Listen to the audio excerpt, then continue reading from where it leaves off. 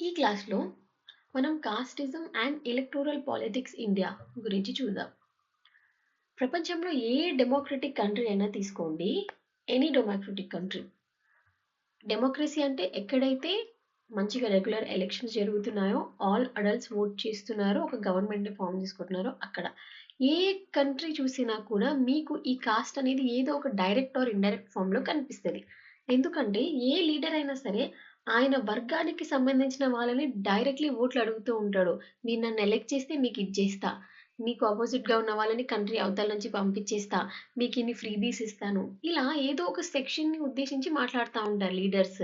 So, ఏదో ఒక రూపంలో మనకి ఈ ఎలక్టోరల్ పాలిటిక్స్‌లో ఈ కాస్ట్ ఫ్యాక్టర్ అనేది కనిపిస్తా ఉంటది. So, it has become the body politic today ఎక్కడైనా. అయితే మనం మిడిల్ ఆఫ్ ది 19థ్ సెంచరీ చూసామనుకోండి. లైక్ 1800స్, 1830స్ టు 1870స్. ఈ మధ్యలో చాలా మంది సోషల్ రిఫార్మర్స్ ఉండే మనకి. Ishwar Chandra Vidyasagar, Jyotiba Phule, Savitribai Phule, Rajaram Mohan Roy, Dayanand Saraswati, so many people కదా! వీళ్ళందరూ ఈ కాస్ట్‌ని, అన్‌టచబిలిటీని, ఈ తక్కువగా చూడడం ఇదంతా సొసైటీ నుంచి రిమూవ్ చేయాలి అని చాలా ట్రై చేశారు. అండ్ వర్కౌట్ అయింది కూడా. యెస్, వాళ్ళు చేంజెస్ తీసుకొచ్చారు. బట్ ఆ చేంజెస్ తర్వాత మనకి ఇండిపెండెన్స్ వచ్చింది. మనం డెమోక్రసీ ఫార్మ్ అయ్యాము. ఎలక్షన్స్ పెట్టుకున్నాము డెమోక్రసీ మీద. ఈ కాస్ట్ ఫ్యాక్టర్ పోయిందా అంటే లేదు. ఇంకొక రకంగా స్ట్రాంగ్ అయిందన్నమాట ఈ డెమోక్రసీ ద్వారా. ఎలా? డెమోక్రసీలో అందరికీ ఓటింగ్ రైట్లు కలిగించాం మనం. 18 ఇయర్స్ వస్తే చాలు ఓట్ ఎయ్యొచ్చు. సో, ఒక పెద్ద ఓట్ బ్యాంక్ తయారైంది. ఈ అడల్ట్స్ అందరూ రకరకాల కాస్ట్‌లకు సంబంధించిన వాళ్ళు కదా! నౌ ఈ పొలిటికల్ లీడర్స్ ఏం చేస్తున్నారు బయటికొచ్చి, ఆ! ఒక కాస్ట్ నుంచి ఒక లీడర్ నిల్చుంటున్నాడు. ఇంకో కాస్ట్ నుంచి ఇంకొకతను. సో, ఎవ్వరి కాస్ట్ వాళ్ళు ఆ లీడర్‌కి ఓట్ చేసుకుంటున్నారు. అవతల కాస్టోడు వీడిని తిట్టడం, వీడిని వాడిని తిట్టడం. సో, ఇలాగే అన్నమాట. ఒక కాస్ట్ బేస్డ్ సివిల్ వార్ అనేది జరగడం స్టార్ట్ అయింది. ఈ ఎలక్టోరల్ ప్రాక్టీస్ స్టార్ట్ అయినప్పటి నుంచి. అయితే అసలు దీని ఆరిజిన్, ఈ కమ్యూనల్ ఎలక్టోరేట్ అనేది ఎక్కడి నుంచి స్టార్ట్ అయింది అని చూస్తే 1909లో ఏమైందంటే, మీరు ఇండియన్ హిస్టరీ చదివితే మీకు ఐడియా ఉంటది. బ్రిటిష్ వాళ్ళు ఒక యాక్ట్ తీసుకొచ్చారు. Morley Minto reforms of 1909. దీంట్లో for the first time communal ఎలక్టోరేట్‌ని వీళ్ళు ఇంట్రడ్యూస్ చేశారు. కమ్యూనల్ ఎలక్టోరేట్ అంటే ఏందంటే, అప్పటి వరకు ఆల్మోస్ట్ 1905 వరకు ఇండియన్స్ ఇండియన్స్‌లో హిందూస్ అండ్ ముస్లిమ్స్ కలిసి ఉంటారు. కలిసి ఉండినా కూడా వీళ్ళు బ్రిటిష్ వాళ్ళు తెలివిగా వీళ్ళని డివైడ్ చేయాలి. వీళ్ళు కలిసి ఫైట్ చేస్తే స్ట్రాంగ్ రెసిస్టెన్స్ ఇస్తున్నారు. డివైడ్ చేసి వాళ్ళ వాళ్ళ మధ్యలోనే గొడవలు పెడితే మనం సేఫ్. ఇలా అనుకుని బెంగాల్ ఏదైతే ఉందో, బెంగాల్‌ని డివైడ్ చేస్తాము అని చెప్పారన్నమాట. ముస్లిమ్స్‌కి ఆశ పెడతారు. ఈస్ట్ బెంగాల్ మీకిచ్చేస్తాము. వెస్ట్ బెంగాల్ హిందూస్ తీసుకుంటారు. సో, అప్పటి బెంగాల్ అంటే బంగ్లాదేశ్ కూడా ఇంక్లూడ్ అయ్యి ఉంటుంది కదా! పెద్ద ఏరియా కదా! అలా డివైడ్ జేసి మీది మీకు సెపరేట్‌గా ఇస్తామని ముస్లిమ్స్ బ్రెయిన్‌లో ఒక ఐడియా పెడతారనమాట. సో, అక్కడి నుంచి ముస్లిమ్స్‌కి కూడా అనిపిస్తది. అవును, మనం ఈ కంట్రీలో చాలా తక్కువ పాపులేషన్, మైనారిటీ పాపులేషన్‌లో ఉన్నాం కదా! హిందూస్ ఎప్పుడైనా మనల్ని తొక్కేయొచ్చు. మనకు ఆపర్చునిటీస్ రావు. బ్రిటిష్ వాళ్ళ వెనకాల పోతే అట్‌లీస్ట్ మనకి సెపరేట్‌గా ఇస్తా అంటున్నారు కదా! అలా ఒక చిన్న డివిజివ్ ఫ్యాక్టర్ స్టార్ట్ అయిందనమాట. అట్లా ఈవెన్ ఒక ఒకానొక టైంలో ముస్లిమ్స్ యొక్క సపోర్ట్ కోసం హిందూ, ముస్లిమ్స్ యునైటెడ్‌గా ఉండాలి అని ఇండియన్ నేషనల్ కాంగ్రెస్ వాళ్ళు లక్నో ప్యాక్ట్‌లో 1917లో ఒప్పుకుంటారు కూడా. సరే, కమ్యూనల్ ఎలక్టోరేట్‌కి మేము అంగీకరిస్తున్నాము అని చెప్పి. అంటే ఏందంటే, ముస్లిమ్స్ వాళ్ళు ఎలక్షన్స్‌లో నిల్చున్నప్పుడు ఓన్లీ ముస్లిమ్సే ఓట్ చేయొచ్చట వాళ్ళకి. అర్థమవుతుందా? That is communal electorate. అంటే అక్కడ ఓటింగ్ దేని మీద నడుస్తుంది? ఒక రిలిజియన్ మీద ఒక డివిజన్ జరిగి నడుస్తుంది. రైట్? ఇంతటితో ఆగలేదు. దాని తర్వాత బ్రిటిష్ వాళ్ళు నెక్స్ట్ వచ్చిన యాక్ట్‌లో మాంటెగో చెమ్స్‌ఫోర్డ్ రిఫార్మ్స్ 1919లో ఈ కమ్యూనల్ అవార్డ్ ఏదైతే ఉందో అది బిట్వీన్ ద హిందూస్ కూడా డివిజన్ చేయడానికి ట్రై చేశారు. ఎట్లా? హిందూస్‌లో మనకి రకరకాల సబ్ గ్రూప్స్ ఉంటాయి కదా! ఈ లోవర్ కాస్ట్, హయ్యర్ కాస్ట్, మిడిల్‌లో ఇంకా లోవర్ దళిత్స్ ఇలా అని చెప్పి. సో, డిప్రెస్డ్ క్లాస్ వాళ్ళకి సెపరేట్ ఎలక్టోరేట్ ఇస్తాము అని చెప్పి బ్రిటిష్ వాళ్ళు చెప్పారనమాట.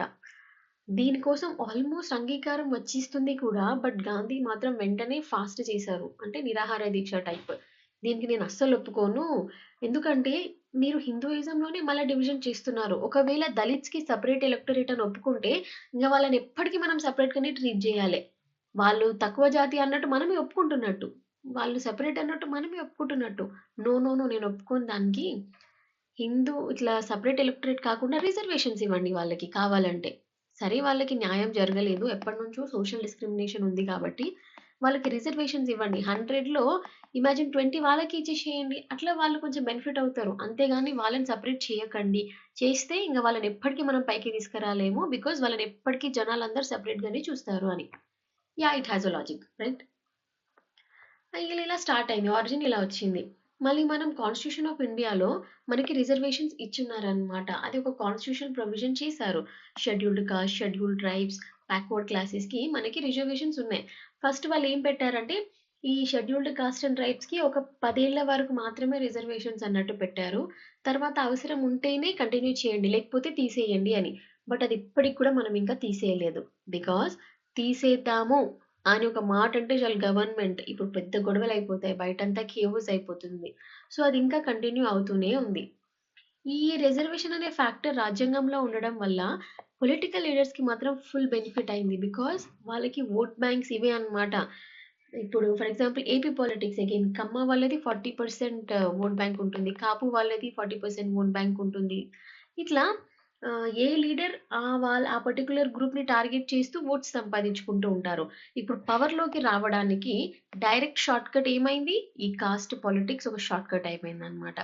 It has become politics of opportunism. అంటే దొరికింది ఆపర్చునిటీ యూజ్ చేసుకొని వీళ్ళు మీకు అది చేస్తాము, నేను మీ వాడిని, మీ వెల్‌ఫేర్ కోసం ఎంతకైనా పని చేస్తా నేను, నిధులు తీసుకొస్తా, నన్ను గెలిపించండి ఇలాంటివన్నమాట. అయితే ఫస్ట్ కాన్స్టిట్యూషన్‌లో ఓన్లీ షెడ్యూల్డ్ కాస్ట్, షెడ్యూల్డ్ ట్రైబ్స్‌కే ఇచ్చారు. తర్వాత మండల్ కమిషన్ వచ్చిన తర్వాత బ్యాక్వర్డ్ క్లాసెస్, ఎకనామికల్లీ బ్యాక్వర్డ్ క్లాసెస్‌కి కూడా రిజర్వేషన్ కల్పించారు. ఇప్పుడు మీకు తెలుసు కదా! ఏ స్టేట్‌లో అయినా 100% జాబ్స్ ఉన్నాయనుకోండి. అందులో రిజర్వేషన్ 50%కి మించకూడదు. మిగతా 50% ఓపెన్‌లో కాంపిటీషన్ ఉంటది. 50% వరకు రిజర్వేషన్స్ ఏ స్టేట్‌లో అయినా. కొన్ని స్టేట్స్‌లో లైక్ తమిళనాడులో 69% వరకు కూడా వెళ్తది. మరి అట్లెట్లా ఎళ్తది అని అడిగితే ఒకసారి ఆ పాపులేషన్‌ని చూస్తారనమాట. తమిళనాడులో చాలా వరకు బ్యాక్వర్డ్ క్లాసెసే. చాలా వరకు.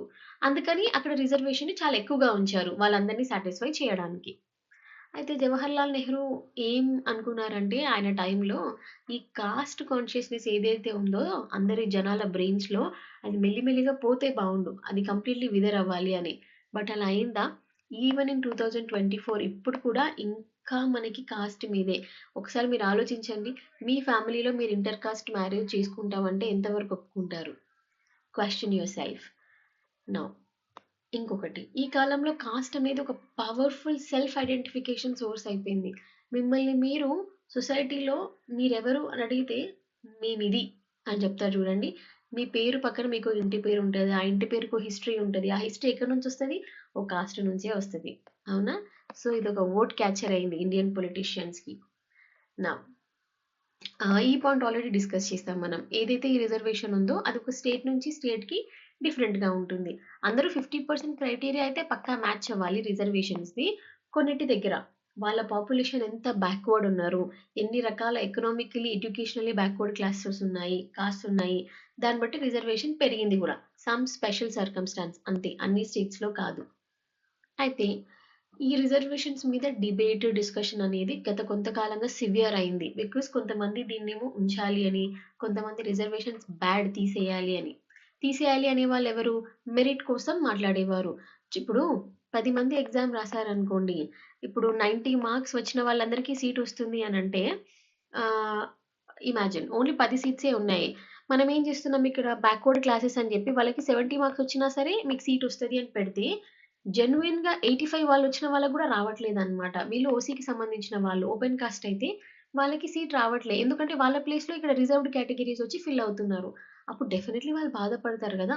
నేను ఇంత కష్టపడి 85 తెచ్చుకున్నాను. కానీ నాకు కాస్ట్ లేదు కాబట్టి, నాకు రిజర్వేషన్ లేదు కాబట్టి నాకు సీట్ రాలేదు. సో, వీళ్ళందరూ తీసేయాలి అని. మళ్ళీ ఇంకొంతమంది ఉంచాలి అని ఎందుకంటున్నారంటే ఇప్పుడు మీరు పొరపాటున తీసేసారే అనుకోండి. సరే మీరు చెప్పినట్టు డబుల్ వైస్ ఎకనామికల్లీ బ్యాక్వర్డ్ ఉన్న వాళ్ళకి మాత్రమే రిజర్వేషన్ ఇవ్వాలి. కాస్ట్ బేస్డ్ కాదు అన్నారనుకోండి. మీరు ఒక దళిత్ పర్సన్‌ని ఎంత రిచ్ అయినా చేయండి. రూ. 1,00,00,000 కొన్ని బిలియనీర్ అయినా అవ్వండి, వాడికి మాత్రం ఈ సొసైటీలో రెస్పెక్ట్ ఉండదు.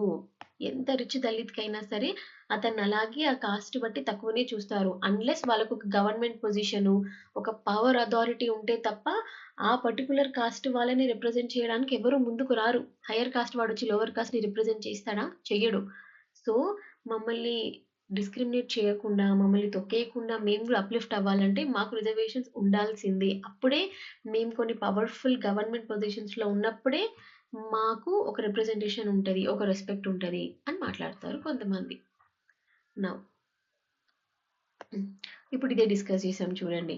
The debate surrounding reservations either in support or against the constitutional scheme wherein schedule caste, schedule tribes and other backward classes identified. So ఇప్పుడు దాకా చెప్పిన పాయింటే ఇక్కడ ఇంగ్లీష్‌లో రాశారనమాట. చాలామంది ఏమో మాకు ఈ ఎడ్యుకేషనల్ ఆపర్చునిటీస్, జాబ్ ఆపర్చునిటీస్ రావాలి అంటే, కరెక్ట్‌గా రావాలి అంటే పబ్లిక్ సెక్టార్‌లో, ప్రైవేట్ సెక్టార్‌లో ఈ రిజర్వేషన్స్ ఉంచాల్సిందే అని. బికాజ్ వాళ్ళిచ్చే ఎగ్జాంపుల్ ఏంటి? మీరు ప్రైవేట్‌కైనా వెళ్ళండి. ఇప్పుడు అక్కడ హెచ్ఆర్‌లో ముగ్గురు హైయర్ కాస్ట్ వాళ్ళుంటే, వచ్చిన వాళ్ళ పోర్ట్‌ఫోలియో ప్రొఫైల్ తెలిసిందనుకోండి వాళ్ళకి, డెఫినెట్‌లీ లోవర్ కాస్ట్ వాళ్ళనైతే తీసుకోరు. తక్కువగా చూస్తారు. వాళ్ళ కాస్ట్ వాళ్ళని వాళ్ళు ప్రమోట్ చేసుకోవడము, హైర్ చేసుకోవడం, ట్రైన్ చేసుకోవడం చేసుకుంటారు. మరి మేము సోషల్‌గా రిప్రజెంట్ అవ్వాలంటే మాకు ఈ ఆపర్చునిటీస్ ఉండాల్సిందే. లేకపోతే మాకన్నీ డినై అయిపోతాయి అని చెప్పి. సో, ఇప్పుడు ఏమైంది? ఈ యాంబిట్ ఆఫ్ కాస్టిజం అనేది చాలా ఎక్కువ పెరిగిపోయింది. జస్ట్ కాస్టిజం నుంచి సొఫిస్టికేటెడ్ రేసిజం కూడా అయిపోయింది. అంటే now not just between cost మధ్యలోనే కాదు. ఇంకా ఇప్పుడు నెక్స్ట్ మైనారిటీస్‌ని తక్కువగా చూడడం, మళ్ళీ సొసైటీలోని డిఫరెంట్ క్లాసెస్ కాస్ట్‌లో గూడా higher class, middle class, lower class ఇలాగా స్టేటస్ కో అనేది ఒకటొచ్చేస్తుందనమాట. ఒకరికి ఒక్కొక్క స్టేటస్ అస్క్రైబ్ చేస్తున్నారు. అయితే this reservation system emphasized on social and educational backwardness as being the primary diagnostic test. సరే, ఇప్పుడు రిజర్వేషన్ గురించి మాట్లాడాం కదా! దానికి ఎవరు బ్యాక్వర్డ్, ఎవరికి మనం రిజర్వేషన్స్ ఇవ్వాలి అనే క్రైటీరియా ఇచ్చినప్పుడు మండల్ కమిషన్ వాళ్ళు ఒక 11 పాయింట్స్ చెప్పారు. 11 ఇండికేటర్స్ ఇచ్చారు. దీని మీద డిసైడ్ చేయండి ఎవరికి రిజర్వేషన్ ఇవ్వాలి, ఇవ్వద్దు అని. అందులో ఎకనామిక్ ఫ్యాక్టర్స్ ఉన్నాయి, సోషల్ ఫ్యాక్టర్స్ ఉన్నాయి, ఎడ్యుకేషనల్ ఫ్యాక్టర్స్ ఉన్నాయి. కానీ వర్స్ట్ థింగ్ ఏంటంటే ఎకనామిక్ ఫ్యాక్టర్స్‌కి జస్ట్ 1 పాయింటే ఇచ్చారంట. కానీ సోషల్ ఫ్యాక్టర్స్‌కి ఏమో 3 పాయింట్స్, ఎడ్యుకేషన్ ఫ్యాక్టర్స్‌కి ఏమో 2 పాయింట్స్ ఇచ్చారు. సో, ఇక్కడే మనకు డైరెక్ట్‌గా తెలుస్తుంది కదా! వీళ్ళు మనీ ప్రకారంగా బ్యాక్వర్డ్ గుర్తించట్లేదు. సోషల్ స్టేటస్ ప్రకారంగా, ఎడ్యుకేషనల్లీ బ్యాక్వర్డ్ ప్రకారంగా స్టేటస్ గుర్తిస్తున్నారనమాట. దీనివల్ల ప్రాబ్లమ్ అయిపోతుంది. బికాజ్ ఒకప్పటి నుంచి లో కాస్ట్‌గా ఉన్నవాళ్ళు ఈ మధ్య చాలా రిచ్ అయ్యారు. బాగా డబ్బులు సంపాదిస్తున్నారు. కానీ ఎకానమీకి అంత ఇంపార్టెన్స్ ఇవ్వకపోవడం వల్ల ఎంత డబ్బులొచ్చినా గూడా వాళ్ళకి ఇంకా రిజర్వేషన్స్ వస్తున్నాయి. పబ్లిక్ సెక్టార్‌లో వాళ్ళకి ఆపర్చునిటీస్ ఇచ్చేస్తున్నారనమాట. దీనివల్ల జెన్యూన్‌గా కష్టపడి ఉన్న ఓసీ వాళ్ళకి ఇబ్బందవుతుంది అని చెప్తున్నారు. అయితే ఇప్పుడున్న రిజర్వేషన్ సిస్టము ఎకనామిక్ డిస్ట్రక్షన్ ఎంత జరిగింది? ఈ కుల మతాల వల్ల, ఈ కాస్టిజం వల్ల ఒక కాస్ట్‌కి ఎంత ఎకనామికల్లీ డిస్ట్రక్షన్ బాధ జరిగింది? లేదా వాళ్ళ దగ్గర ప్రాపర్ టూల్స్ లేవన్నమాట. వీళ్ళు ఎంత ఎకనామికల్లీ డిప్రైవ్ అయ్యారు అని తెలుసుకోవడానికి. రిజర్వేషన్ అంటే ఒక లిస్ట్ ఇస్తున్నారు. ఈ కాస్ట్‌లందరూ ఓబీసీ, ఈ కాస్ట్‌లు ఎస్సీ, ఈ కాస్ట్‌లు ఎస్టీ అనేసి చూస్తున్నారు. కానీ ఏ టూల్స్ ద్వారా జడ్జ్ చేస్తున్నారు? ఎవరు ఎస్సీ, ఎవరు ఓబీసీ, ఎవరు ఎస్టీ అనేది వాళ్ళ దగ్గర ఇంకా ప్రాపర్‌గా లేదు అనేసి ఇక్కడ చెప్తున్నారనమాట. అయితే ఎందుకిలా అంటున్నారు? ఈ కామెంట్ ఎందుకేస్తున్నారు అంటే, ఇప్పుడు మహారాష్ట్ర తీసుకుంటే, మహారాష్ట్రలో మరాఠాస్, గుజరాత్‌లో పటేల్స్ వీళ్ళు కొంచెం పవర్‌ఫులే. అంటే కొంచెం వెల్ సోషల్లీ కొంచెం పవర్‌ఫులే. వాళ్ళకి కూడా రిజర్వేషన్ కావాలి మాకు అని అడుగుతున్నారంట. అయితే ఎట్లా చూస్తున్నారంటే సొసైటీలో ఈ రిజర్వేషన్ వీళ్ళకెందుకు? వాళ్ళకి ఇద్దరు గవర్నమెంట్ జాబ్స్ రావాలి. బికాజ్ బయట బోలెడంత అన్‌ఎంప్లాయ్‌మెంట్ ఉంది. జాబ్‌లొస్తలేవు. అట్‌లీస్ట్ రిజర్వేషన్ ఉంటేనన్నా ఈజీగా మా పిల్లలకి జాబ్‌లొస్తాయి. లేదా పొలిటికల్‌గా ఓట్ బ్యాంక్ కోసమో, పొలిటికల్ లీడర్స్ అవ్వడానికో వాళ్ళ మజిల్ పెంచుకోవడానికి ఈ రిజర్వేషన్స్ కోసం అడుగుతున్నారు. ఇంకొక ఎగ్జాంపుల్ చూస్తే కేరళలో చాలా తక్కువ మంది ఉండే ఒక కమ్యూనిటీ ఉంది. నంబూదరి కమిటీ చాలా తక్కువ. ఇన్‌ఫాక్ట్ మినిస్క్యూల్‌లో ఉన్నారు. ఒకప్పుడు వీళ్ళ దగ్గర లార్జ్ అమౌంట్స్ ఆఫ్ ల్యాండ్ ఉండేదంట. ఇప్పుడు వాళ్ళు కూడా వచ్చి మాకు మైనారిటీ స్టేటస్ ఇవ్వండి. మేము చాలా తక్కువ మంది ఉన్నాము అని. బట్ వెనకాల హిస్టరీలో చూస్తే వాళ్ళ దగ్గర ఏకర్స్ ఆఫ్ ల్యాండ్ ఉంది. నౌ ఇప్పుడు వీళ్ళకి ఇస్తే వీళ్ళకి రిజర్వేషన్ ఇచ్చి గవర్నమెంట్ జాబ్స్ ఇస్తే కరెక్ట్‌గా న్యాయం జరిగినట్టా? కాదు కదా. సో ఏ టూల్స్ తో వీళ్ళు ఎకనామిక్ డిప్రైవేషన్ ని డిసైడ్ చేస్తున్నారు అనేది ఇంకా ప్రాపర్ గా లేదట ఇండియాలో. రీసెంట్ గా ఇండియా స్పెండ్ అని ఒక స్టడీ చేశారనమాట. వీళ్ళు ఏం చెప్తున్నారంటే కొన్ని స్టేట్స్ లో, ఇండియాలోని ఫస్ట్ లార్జెస్ట్ 6 స్టేట్స్ తీసుకుంటే అందులో 3 స్టేట్స్ లో ఓబీసీస్ కి చాలా ఎక్కువ గవర్నమెంట్ జాబ్స్ ఉన్నాయి అన్నట్టు వాళ్ళు కనుక్కున్నారంట. ఓకే. అంటే మామూలుగా ఓబీసీస్ కంటే డిప్రైవ్డ్ ఎవరు? ఎస్సీలు, ఎస్టీలు కదా. వీళ్ళకంటే ఎక్కువ ఓబీసీస్ కి ఎక్కువ జాబ్స్ ఉన్నాయి అని ఇండియా స్పెండ్ వాళ్ళు కనుక్కున్నారు. అప్పుడు దాని మీద నెక్స్ట్ వచ్చిన డిస్కషన్ అండ్ డిబేట్ ఏంటి అంటే, అయితే మనకి ఇప్పుడు ఓబీసీస్ ఏమో ఇంత జాబ్స్ ఉన్నాయి అంటున్నారు. ఓవరాల్ గా ఇండియాలో చూసారనుకోండి, ఇండియా స్టాటిస్టిక్స్ మొత్తం చూస్తే ఒక 2012 report, department of personnel report ప్రకారం ఓన్లీ 15% లేదా దానికంటే తక్కువ మంది గవర్నమెంట్ జాబ్స్ ఓబీసీస్ వచ్చాయట. Only less than 15% jobs. మళ్ళీ అందులో కూడా 8.4% గ్రేడ్ ఏ జాబ్స్, అంటే చాలా తక్కువ. అంటే హైయర్ లెవెల్ జాబ్స్ చాలా తక్కువ వచ్చాయి ఓబీసీస్ కి. సో ఇప్పుడు ఏది కరెక్ట్ అన్నట్టు మనకి రెండు రకాల స్టడీస్ తెలుస్తున్నాయి అన్నమాట. సో ప్రాపర్ మెకానిజం లేదు. అయితే దీనికోసం తర్వాత డిస్కషన్స్ లో కూడా ఏం తెలిసింది, మనకి మండల్ కమిషన్ అని ఒకటి వచ్చిందనమాట. 1972 ఇందిరా సహాని కేసు తర్వాత వాళ్ళు ఏం చెప్పారంటే, మండల్ కమిషన్ వాళ్ళు అన్ని గుడ్డిగా కాస్ట్‌లన్నిటిని ఓబీసీస్ అని చెప్పేసి వాళ్ళకి రిజర్వేషన్ ఇవ్వడం కాదు. అందులో క్రీమీ లేయర్ అనే ఒక కాన్సెప్ట్ తీసుకురండి. క్రీమీ లేయర్ అంటే ఏంటి? ఇప్పుడు గవర్నమెంట్ జాబ్స్ రాస్తున్న ప్రతి ఒక్కరికి ఇది ఐడియా ఉంటది.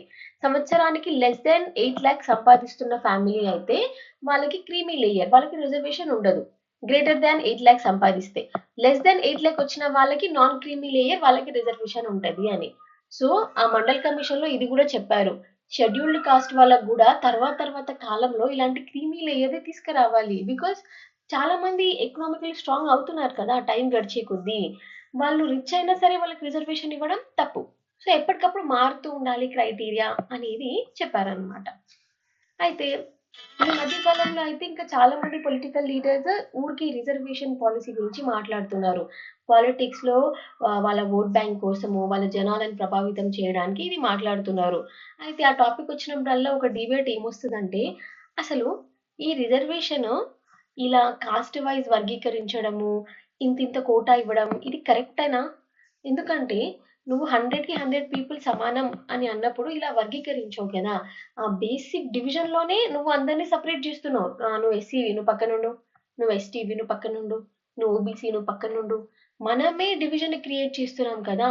ఇది రైట్ టు ఈక్వాలిటీకి ఎగెయిన్స్ట్ గా ఉంది కదా. రైట్. అలా చూస్తే ఇప్పుడు తమిళనాడులో 60% వరకు రిజర్వేషన్ ఉంది. అంటే 60% పీపుల్ ని మనం సపరేట్ గా డివైడ్ చేసి పెట్టినట్టే కదా రెస్ట్ ఆఫ్ ది 40తో. సో దీని మీద లార్జర్ క్వశ్చన్స్ వస్తున్నాయి అన్నమాట ఈ మీద. అయితే అగైన్ ఈ క్వశ్చన్ రాగానే చాలా మంది ఏం ఆన్సర్ ఇస్తున్నారు ఈ క్వశ్చన్ కి అంటే, మనం ఇట్లా సపరేట్ కోటాలుగా ఇచ్చేసి ఒకడికి 100 మార్క్స్ వస్తే వాడు పాస్ అవుతాడు, ఓబీసీ వాడు 90 వచ్చినా పాస్ అవుతాడు, ఎస్సీ ఎస్టీ వాళ్ళకి 80 70 వచ్చినా పాస్ అవుతారు. ఇలా అయితే వాళ్ళలో కాన్ఫిడెన్స్ పోతుంది. మెరిట్ గా చదువుకునే వాళ్ళకి ఇంట్రెస్టే రాదు కదా. మాక్సిమం పోస్టులన్నీ వాళ్ళు సరిగ్గా చదవకపోయినా వాళ్ళకి వస్తాయి. మేము ఎంత కష్టపడ్డా మాకు రావు. ఇలా అయితే డిమోటివేట్ అయిపోతారు. దీనికంటే మనము ఎడ్యుకేషన్, మనం ప్రాపర్ ఎడ్యుకేషనల్ స్టాండర్డ్స్ మీద ఫోకస్ చేసి primary level, higher education level ఇక్కడ మంచిగా ఫోకస్ చేసి, ఇక్కడ మంచిగా డబ్బులు ఇన్వెస్ట్ చేసి అందరినీ ఒకేలాగా తయారు చేయొచ్చు కదా. అందరికీ లెవెల్ ప్లేయింగ్ ఫీల్డ్ ఇవ్వచ్చు కదా. అవునా కదా. సో అలా ఇస్తే ఏమవుతుందంటే తర్వాత అందరూ మెరిట్ గా చదివి ప్రాపర్ గా ఇండస్ట్రీస్ లో సెట్ అయిపోయి మంచిగా ఇన్వెస్ట్మెంట్స్ తీసుకొచ్చేసి కంట్రీకి కూడా మంచి చేస్తారు కదా. So rather than quota system, education మీద ఫోకస్ చేయండి అనేది చాలా మంది చెప్తూ ఉంటారు. అయితే ఈ ఈ టాపిక్ ఇప్పుడు తీసుకొచ్చారనుకోండి గవర్నమెంట్ వాళ్ళు, మేము ఈ రిజర్వేషన్ ని తీసేస్తాం లేదా తగ్గిస్తాము అంటే ఎంత పెద్ద గొడవలు గొడవలు జరుగుతాయి చెప్పండి. రైట్. ఫుల్ బ్యాక్లాష్ వచ్చేస్తుంది. అలా అని మనం ఈ డిబేట్ ని ఇగ్నోర్ చేయడానికి లేదు. బ్లైండ్ గా పర్సూ చేయడం కంటే ఒక సైంటిఫిక్ మెథడాలజీ తీసుకురావాలి. బికాజ్ రాను రాను ఇంకా తర్వాత తర్వాత అందరూ మంచి జాబులు చేస్తూ వెల్ సెటిల్డ్ పొజిషన్స్ లోకి వస్తారు. ఎస్సీ ఎస్టీ ఓబీసీ వాళ్ళు ఇంకా కూడా రిజర్వేషన్ పెడితే అది మెరిట్ వాళ్ళని తగ్గించినట్టు అవుతుంది. ఫ్యూచర్ లో గొడవలు అయ్యే ఛాన్స్ ఉంటుంది. సో మనం ఒక ప్రాపర్ సైంటిఫిక్ మెథడాలజీతో తీసుకురావాలి. ఒక ఎగ్జాంపుల్ చూడండి. 2015లో మన హర్యానా, ఇక్కడ ఈ బార్డర్ ఢిల్లీ బార్డర్ రీజియన్ లో జాట్ కమ్యూనిటీ ఉంటుంది. వీళ్ళు చాలా పవర్ఫుల్ అగ్రికల్చరల్ కమ్యూనిటీ అన్నమాట. వీళ్ళ కింద చాలా అమౌంట్స్ ఆఫ్ ల్యాండ్స్ ఉండేవి. అయితే వాళ్ళ వాదన ఏంటంటే ఒకప్పుడు గ్రీన్ రెవల్యూషన్, ఇరిగేషన్, మంచి హై ఈల్డింగ్ వెరైటీస్ ఉన్నప్పుడు ఫుల్ అగ్రికల్చర్ చేసి మస్తు సంపాదించారు. ఇప్పుడు పంటలు ఏమైపోయాయి అంటే సారం పోయింది, సాయిల్ పడైపోయింది, ఎక్కువగా పండట్లేదు. సడన్లీ వీళ్ళ దగ్గర పైసలు రావట్లేదు, కానీ వెనకాల చాలా సంపాదించారు, ల్యాండ్ కూడా ఉంది. ఇప్పుడు వీళ్ళు వచ్చి మమ్మల్ని ఓబీసీస్ కింద చేర్చండి, మాకు ఇప్పుడు ఏమంత రిటర్న్స్ రావట్లేదు అని అడుగుతున్నారు. అప్పుడు ఎస్సీ ఆ ఆర్గ్యుమెంట్ ని కొట్టేసింది అనమాట. కొట్టేసి ఏం చెప్పిందంటే, ఎవరికి వాళ్ళు వచ్చి మేము మైనారిటీ, మేము ఎస్సీ కిందకి వస్తాం, మమ్మల్ని ఇంక్లూడ్ చేయండి, మాకు రిజర్వేషన్లు ఇవ్వండి అని రాగానే అలా ఇచ్చేయడం కాదు. ఎవరి వాళ్ళు సెల్ఫ్ ప్రొక్లెయిమ్ చేసుకున్నంత మాత్రాన వాళ్ళకి మైనారిటీ స్టేటస్ రాదు. అందుకే ప్రాపర్ సైంటిఫిక్ మెథడ్ పెట్టుకొని ఎవరు డిజర్వింగ్, ఎవరు ఏ లిస్ట్ లోకి వస్తారు అనేది స్టేట్, ఐ మీన్ గవర్నమెంట్ యొక్క పని అన్నమాట అది. ఓకే, సెల్ఫ్ ప్రొక్లమేషన్ అంత మాత్రం ఎవరికి రిజర్వేషన్లు ఇవ్వరు అని సుప్రీంకోర్టు చెప్పింది. ఇండియాలో కాస్ట్ అనేది ఒక సోల్ డిటర్మినెంట్ అవ్వకూడదు, ఒకరు బ్యాక్వర్డా కాదా అని చెప్పడానికి. ఎస్, అదొక ఈజీ వే. ఎందుకంటే ఒకప్పటి కాలం నుంచి చూస్తున్నాం, higher cost, middle level, lower caste అని చెప్పి వాళ్ళని బ్యాక్వర్డ్గా ట్రీట్ చేశారు. బట్ ఇప్పుడు చేంజ్డ్ డైనామిక్ లో ఒక కాస్ట్ బట్టి వీళ్ళు బ్యాక్వర్డ్, వీళ్ళకి రిజర్వేషన్ ఇద్దాం అన్నట్టు లేదు. ఎకనామీ ప్రకారంగా, ఎడ్యుకేషన్ ప్రకారంగా, సొసైటల్ లెవెల్ ప్రకారంగా, క్లాస్ స్టేటస్ బట్టి ఇలా కూడా డివైడ్ చేయాలన్నమాట. సో కొత్త practices, methods and yard sticks ని తీసుకురావాలి. నా కాస్ట్ కాన్ఫ్లిక్ట్స్ గురించి మాట్లాడితే, ఇండియన్ సొసైటీలో కాస్ట్, కులం అనేది ఒక వెరీ పవర్ఫుల్ ఇన్స్టిట్యూషన్. దాన్ని బట్టి ఒకరి ఐడెంటిటీ అనేది వాళ్ళకి అసైన్ అవుతుంది. సో సొసైటీలో మీ ర్యాంక్ ఏంటి, మీ ఫ్యామిలీ ఏ లెవెల్లో నిలిచి ఉంటుంది, సోషల్ క్లాస్ ఏంటి అనేది మీ కాస్ట్ డిసైడ్ చేస్తుంది. అది మీ చాయిస్ కాదు. మీరు పుట్టారంటే ఒక కాస్ట్లో, మీరు చచ్చిపోయే వరకు అదే కాస్ట్లో ఉండాల్సి వస్తుంది. Because see, if you're obedient children, మీరు పేరెంట్స్తో టైప్ అయి ఉంటారు, అలాగే చెప్పినట్టు పెళ్లి చేసుకుంటారు, నెక్స్ట్ జనరేషన్ ప్రాస్పర్ అవుతుంది. ఇంకా కాస్ట్ అలా ఒకరి దాని తర్వాత ఒకరికి వస్తుంది, అది హెరిడిటరీగా వస్తుంది అనమాట. రైట్? మీరు పుట్టినంత మాత్రాన ఆ కాస్ట్లో మీ రైట్స్, రెస్పాన్సిబిలిటీస్, మీ ఆక్యుపేషన్, మీ సోషల్ స్టేటస్, మీరు ఎలాంటి రిచువల్స్ చేయాలి, పూజలు, యాగాలు, ఫర్ ఎగ్జాంపుల్ బ్రాహ్మణ్లో పుట్టారనుకోండి, మీకు ఉపనయనం జరుగుతుంది, ఇట్లాంటివి అనమాట. తర్వాత మీరు కొన్ని పూజలకి సర్టెన్ యాగాలు చేస్తారు, ఒక రకంగా కూర్చుంటారు, కొన్ని కైండ్స్ ఆఫ్ దేవుళ్ళని పూజిస్తారు, కులదేవత, ఇట్లాంటివి అనమాట. మీ పుట్టుక బట్టి ఇవన్నీ డిసైడ్ అయిపోతూ ఉంటాయి. అయితే ఎందుకు ఈ కాస్ట్ అనేది మనం ఆపలేకపోయాము అని అంటే, తెలివిగా వాళ్ళు ఫస్ట్ పెట్టిన కండిషన్ ఏంటి, కాస్ట్ సిస్టంలో మన దాంట్లో మనమే పెళ్లి చేసుకోవాలి, ఒక కాస్ట్ వాళ్ళు ఇంకో కాస్ట్ వాళ్ళని చేసుకోకూడదు. అప్పుడు ఏమైంది, ఏదైతే గ్రూప్ గా ఉంటున్నారో వాళ్ళు ఎప్పటికీ సపరేట్ గా వాళ్ళు గ్రూప్ గానే వచ్చారు. అట్లే డిఫరెంట్ గ్రూప్స్ అయినాయి. అయితే బ్రిటిష్ వాళ్ళు వాళ్ళ ఇండియాలో ఉన్న time period 1757 to 1947. Actually European power British వచ్చింది 1600లో, బట్ వాళ్ళకి ప్రాపర్ పవర్ ఇదంతా ఎప్పుడు వచ్చింది, 1757 నుంచి 1947. ఈ టైంలో సెన్సెస్ రికార్డ్ చేద్దాం అనుకున్నారు. సెన్సెస్ అంటే ఎంతమంది జనాభా ఉన్నారు, వాళ్ళ ఆక్యుపేషన్ ఏంటి, వాళ్ళ కాస్ట్ ఏంటి, ఫీమేల్, మేల్, ఇలాంటివి అనమాట. So first all India census 1871-72 ఈ టైంలో జరిగింది. అప్పుడు జనాల యొక్క కాస్ట్ ఐడెంటిటీ వాళ్ళు రికార్డ్ చేయడానికి ట్రై చేస్తారు, కానీ వాళ్ళకి అది ఇంపాసిబుల్ అయిపోయిందంట. ఎందుకంటే ఎవరి దగ్గరికి వెళ్ళి అడిగినా కూడా మేము దీని కిందకి వస్తాం, మేము దాని కిందకి వస్తాం అని. మనకి మామూలుగా 4 వర్ణాస్ ఉన్నాయి కదా, బ్రాహ్మిన్స్, క్షత్రియాస్, వైశ్యాస్, శూద్రాస్ అని. బ్రిటిష్ వాళ్ళు ఈ 4 వర్ణాల కింద కాస్ట్లన్నిటిని సెట్ చేద్దామని డిసైడ్ అయ్యారు. కానీ ఒకరేమో మేము సెకండ్ లెవెల్ అంటారు, ఒకరేమో మేము ఫస్ట్ లెవెల్, ఒకరేమో మేము థర్డ్ లెవెల్, ఇలా డిఫరెంట్ గా చెప్తా ఉంటారు. ఇంకా కొత్త కొత్తగా కూడా చెప్తున్నారంట. సో వాళ్ళకి ఇంపాసిబుల్ టాస్క్ అయిపోయింది అది. ఇంకా 1902లో కూడా ఒక కైండ్ ఆఫ్ సెన్సెస్ తీసుకురావడానికి ట్రై చేశారు, ఇలా కాస్ట్ ఐడెంటిఫికేషన్ కోసం. అప్పుడు చాలా మంది జనాలు ఇండియాలో ఉన్న గవర్నర్ జనరల్స్ కి ఇక పెటిషన్స్ మీద పెటిషన్స్ రాస్తున్నారు. మమ్మల్ని తప్పుగా లిస్ట్ చేశారు, మేము క్షత్రియ కిందకి వస్తే మమ్మల్ని వైశ్యాస్ అని రాశారు, మేము బ్రాహ్మిన్స్ లో ఒక సబ్ కాస్ట్ కానీ మమ్మల్ని క్షత్రియ చేశారు, ఇలాగనమాట. వైడ్ స్ప్రెడ్ డిస్కషన్ వచ్చేసింది. అయితే ఇక 1931లో ఈ రిఫార్మర్స్ ఎవరైతే ఉన్నారో, లైక్ సోషల్ రిఫార్మర్, సొసైటీలో చేంజ్ తీసుకొచ్చే వాళ్ళు, 1/5 of the Indian population Dalits ఉన్నారంట, డిప్రెస్డ్ పీపుల్ ఉన్నారంట. అంటే ఇక వీళ్ళని లోవర్ కాస్ట్ లాగా, అంటరాని వాళ్ళలాగా అలా ట్రీట్ చేస్తున్నారు. మహాత్మా గాంధీ వాళ్ళకి ఒక పేరు పెట్టారు, వాళ్ళకి డిస్ట్రెస్డ్, డిప్రైవ్డ్ అంటే బాగలేదు పేరు, హరిజన్ అని పేరు పెడుతున్నాను అని. హరిజన్ అంటే హరి బిడ్డలు, దేవుడి బిడ్డలు అనేసి. సో అప్పుడు బ్రిటిష్ గవర్నమెంట్ దీన్ని నోటీస్ చేసి ఒక రిఫార్మ్ తీసుకొద్దామని ట్రై చేశారు. సరే, వాళ్ళకి ఇంత ఘోరమైన సిచ్యువేషన్ ఉంది కదా హిందూ సోషల్ స్కీమ్‌లో, వాళ్ళకి కొంచెం మంచి చేద్దాము అన్నట్టు ఒక లిస్ట్ తయారు చేశారనమాట. కొంత లోకల్ క్రైటీరియా ఒకటి పెట్టి, కొన్ని కండిషన్స్ పెట్టి, ఎవరెవరు ఆ కండిషన్స్ మీట్ అవుతారో వాళ్ళందరూ డిగ్రేడెడ్ క్రైటీరియా మీట్ అయిన వాళ్ళు, వాళ్ళందరినీ షెడ్యూల్డ్ పీపుల్‌గా పెట్టాలి అని ఒక షెడ్యూల్డ్ కాస్ట్ లిస్ట్ తయారు చేశారు. తయారు చేసి వాళ్ళకి సెపరేట్ ఎలక్టోరల్ రిప్రజెంటేషన్ ఇద్దామని. బికాజ్ మొత్తం పవర్ఫుల్ లీడర్స్ పొలిటికల్‌గా హైయర్ కాస్ట్ వాళ్ళే ఉన్నారు. వీళ్ళకి సెపరేట్ రిప్రజెంటేషన్ ఇస్తే తప్ప, సెపరేట్ రిజర్వేషన్ ఇస్తే తప్ప వాళ్ళు పాలిటిక్స్‌లోకి వచ్చేటట్టు లేరు. అందుకే బ్రిటిష్ వాళ్ళు ట్రై చేశారనమాట. ఇలాగ ఒక సెపరేట్ ఎలక్టోరల్ రిజర్వేషన్ ఇద్దాము అని. డెస్పైట్ ఆల్ దీస్, ఇంతమంది ఇన్ని రకాలుగా మహాత్మా గాంధీ, బ్రిటిష్ వాళ్ళు, సోషల్ రిఫార్మర్స్ ఇంత ట్రై చేసినా కూడా కాస్ట్ సిస్టమ్ అనేది ఏదో ఒక రకంగా ఫ్లరిష్ అవుతూనే ఉంది. ఈవెన్ ఇన్ దిస్ సెంచరీ 2024లో కూడా కాస్ట్ అంతే స్ట్రాంగ్‌గా ఉంది. యెస్, కొంత డైల్యూట్ అయ్యి ఇంటర్ కాస్ట్ మ్యారేజెస్ జరుగుతున్నాయి.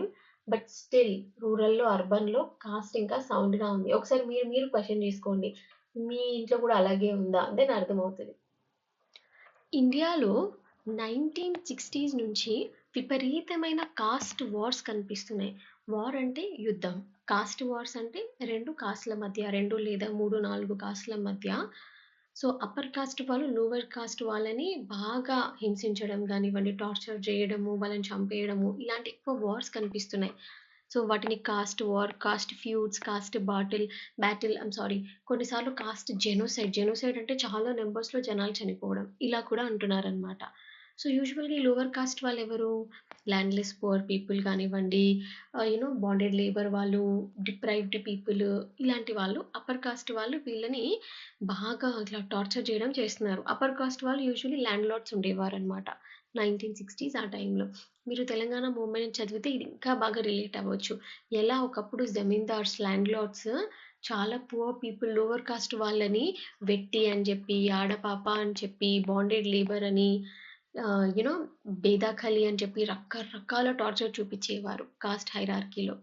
మనం స్టేట్స్ వైజ్ చూసుకోమనుకోండి, మహారాష్ట్ర, గుజరాత్, తమిళనాడు, కర్ణాటక, ఏపీ, తెలంగాణ, బీహార్, యూపీలో చాలా నెంబర్ ఆఫ్ కాస్ట్ కాన్ఫ్లిక్ట్స్ కనిపిస్తున్నాయంట. ఫస్ట్ ఏ స్టేట్ ఉంది అంటే కాస్ట్ గొడవల్లో మహారాష్ట్ర.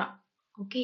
2014లో ఒక particular data, national crime records bureau వాళ్ళు ఇచ్చిన డేటా ప్రకారం విపరీతమైన అరెస్టులు జరిగినాయంట కాస్ట్ గొడవల్లో. అయితే ఎక్కువగా అరెస్ట్ అయిన వాళ్ళలో షెడ్యూల్డ్ కాస్ట్, షెడ్యూల్డ్ ట్రైబ్స్ వాళ్ళు ఎక్కువ నెంబర్స్ ఉన్నారంట. అప్పర్ కాస్ట్ వాళ్ళు ఏదో ఇన్ఫ్లుయెన్స్ చూపించి బయటపడతారు. ఫైనల్‌గా దొరికేది ఎవరు? ఎస్సీ, ఎస్టీస్. తర్వాత ఇక నెంబర్ కూడా ఇచ్చారు చూడండి. 2415 ఇండివిడ్యువల్స్, అందులో 141 విమెన్ మళ్ళా. ఫస్ట్ మహారాష్ట్ర, సెకండ్ ప్లేస్‌లో ఏ స్టేట్ ఉంది? మధ్యప్రదేశ్ ఉంది. నియర్లీ 1124 అరెస్ట్‌లు జరిగినాయి కాస్ట్ గొడవలల్ల.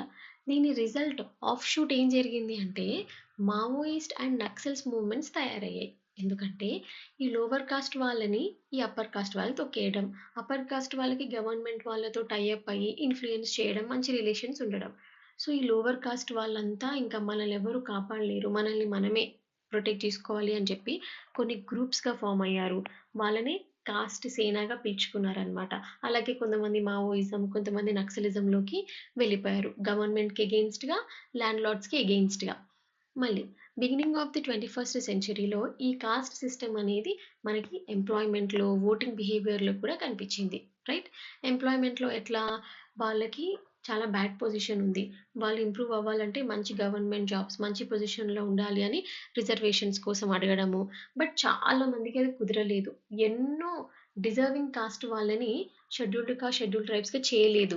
వాళ్ళకు ఆ మీటింగ్ క్రైటీరియా ఎలా ప్రూవ్ చేసుకోవాలో తెలియక అట్లనే వెనకల పడిపోయి ఉన్నారు. ఎవరైతే అన్‌డిజర్వింగ్ పీపుల్ ఉన్నారో వాళ్ళందరికీ కోటాలొస్తున్నాయన్నమాట. అట్లనే పెళ్ళిల్లో గూడా ఈ కాస్ట్ సిస్టమ్ పెద్ద రోల్ ప్లే చేస్తుంది. కొంచెం అర్బన్ సిటీస్‌లో ఫేడ్ అయిపోయింది. Because education, communication, transport, mobility పెరిగింది గాబట్టి కొంచెం సిటీస్‌లో తగ్గింది గానీ, రూరల్ ఏరియాస్‌లో ఇంకా అంతే ఇంటాక్ట్‌గా ఉంది ఈ కాస్ట్ సిస్టమ్ అనేది. అయితే ఇంట్రెస్టింగ్‌గా 2001లో ఒక యూఎన్ కన్వెన్షన్ జరిగింది, యునైటెడ్ నేషన్స్‌ది. World conference against racism, xenophobia and related intolerance అని. ఎక్కడ జరిగింది? దర్బన్, సౌత్ ఆఫ్రికాలో జరిగింది. ఇక్కడ ఒక రెజల్యూషన్ పాస్ చేశారనమాట. ఏంటంటే ఇండియాలో ఈ 4 వర్ణాలుగా విభజించి సోషల్ గ్రేడేషన్ సిస్టమ్ ఒకటుంది. దాన్ని తీయాలి. దాన్ని కండెమ్ చేయాలి అన్నట్టు ఒక ఒక రిజల్యూషన్ని పాస్ చేశారు. ఓకే.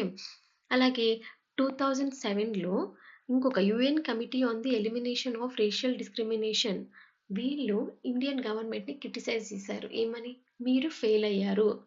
మీ కంట్రీలో కాస్ట్ గొడవల్లో ఎన్నో మంది చనిపోతున్నారు. Thousands of people nearly 165 million Dalit depressed classes చనిపోయారు. కానీ మీరు ఏం యాక్షన్ తీసుకున్నారు? ఏం న్యాయం చేశారు?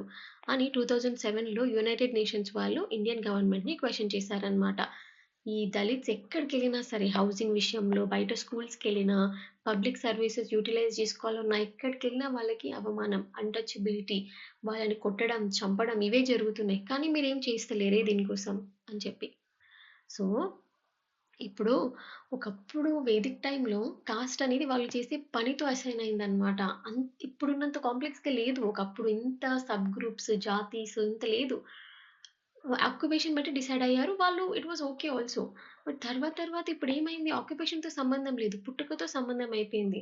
వాడు ఏ పని చేస్తున్నా even if was a software engineer, business man, real estate చేస్తున్నా ఆయన ఏ కులంలో అయితే పుట్టాడో అదే కాస్ట్ అని లైఫ్ లాంగ్ ఆయనకి ఐడెంటిటీ ఉంటుందన్నమాట. అర్బన్ ఏరియాస్‌లో చాలామంది ఇంటి పేరు మార్చుకొని, వాళ్ళ యాస, యాక్సెంట్ మార్చుకొని కొంచెం ట్రై చేస్తున్నారు సొసైటీలో డ్వెల్వ్ అవ్వడానికి.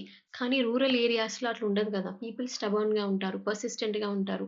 అక్కడ ఇంకా ఇలాంటి కాస్ట్ ఘోరాలు జరుగుతానే ఉన్నాయి. ఎస్పెషల్లీ మధ్యప్రదేశ్, ఉత్తరప్రదేశ్, బీహార్‌లో. మీకు రీసెంట్‌గా ఒక ఎగ్జాంపుల్ ఐ థింక్ యూపీలో ఒక ఆవిడ ఆమెకిద్దరు పిల్లలు కూడా. తనేదో ఇల్లీగల్ అఫైర్ పెట్టుకుంది. ఆమె లోవర్ కాస్ట్ అని చెప్పి ఆమె మొహం మొత్తం మసి తార్ పూసేసి, చెప్పుల దండ మెడలో వేసి, బట్టలన్నీ చింపి, ఆమె ఓన్ పిల్లల ముందు ఆమెను కొట్టారు చెట్టుకి కట్టేసి. Who are they? అసలు ఆ ఊరోళ్ళెవరు ఆమెను కొట్టడానికి? అంత తప్పే చేసుంటే కోర్ట్స్ ఉంటాయి, డివోర్స్ ఉంటది, ఏదైనా ఆప్షన్ ఉంటది. బట్ వాళ్ళెవరు కొట్టడానికి లోవర్ కాస్ట్ అని చెప్పేసి. సో, ఇంత దారుణాలు ఇంకా ఇండియాలో జరుగుతూనే ఉంటున్నాయి. కానీ దానికేం సొల్యూషన్ ఇంకా రావట్లేదనమాట.